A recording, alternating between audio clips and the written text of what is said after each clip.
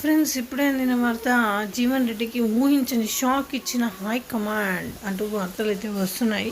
మరి ఏం షాక్ ఇచ్చారు ఏంటి అనేది చూసేద్దాం. ఫ్రెండ్స్, వివరాల్లోకి వెళ్ళే ముందు దయచేసి లైక్ చేసి షేర్ చేసి సబ్స్క్రైబ్ అయితే చేసి మరిన్ని లేటెస్ట్ అప్డేట్స్ కోసం బెల్ ఐకాన్ అయితే క్లిక్ చేయండి. ఫ్రెండ్స్, తన సొంత నియోజకవర్గం జగిత్యాల బీఆర్ఎస్ ఎమ్మెల్యే సంజయ్ను పార్టీలోకి చేర్చుకోవడంతో కాంగ్రెస్ ఎమ్మెల్సీ జీవన్ రెడ్డి సంతృప్తితో ఉన్న విషయం తెలిసిందే.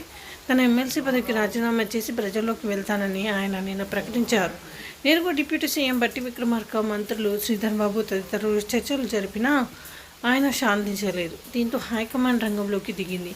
తమ దూతగా పార్టీ రాష్ట్ర వ్యవహారాల ఇన్ఛార్జ్ దీపాదాస్ మున్షికి జీవన్ రెడ్డితో చర్చలు జరపాలని ఆదేశించింది. అయితే దీపాదాస్ మున్షి ఈరోజు జీవన్ రెడ్డితో జరిపిన చర్చలు ఫలించలేదని తెలుస్తోంది. తనకు రాజ్యసభ సీటుకు హామీ ఇవ్వాలని చర్చల్లో జీవన్ రెడ్డి పట్టుబట్టినట్లు తెలుస్తోంది. అయితే జీవన్ రెడ్డి పెట్టిన ఈ డిమాండ్పై మున్షి సీరియస్ అయినట్లు సమాచారం. ఇప్పటికిప్పుడు ఇలాంటి హామీ ఇవ్వలేమంటూ దీపాదాస్ తేల్చి చెప్పినట్లు తెలుస్తోంది. దీంతో మనస్తాపానికి గురైన జీవన్ రెడ్డి సమావేశం తర్వాత మీడియాతో మాట్లాడేందుకు విముఖత చూపారు. ఈ నేపథ్యంలో జీవన్ రెడ్డి ఎలాంటి నిర్ణయం తీసుకుంటారనే అంశంపై తెలంగాణ పొలిటికల్ సర్కిల్లో ఆసక్తి నెలకొంది. మరోవైపు జీవన్ రెడ్డి బీజేపీలోకి వెళ్తారంటూ జోరుగా ప్రచారం సాగుతోంది.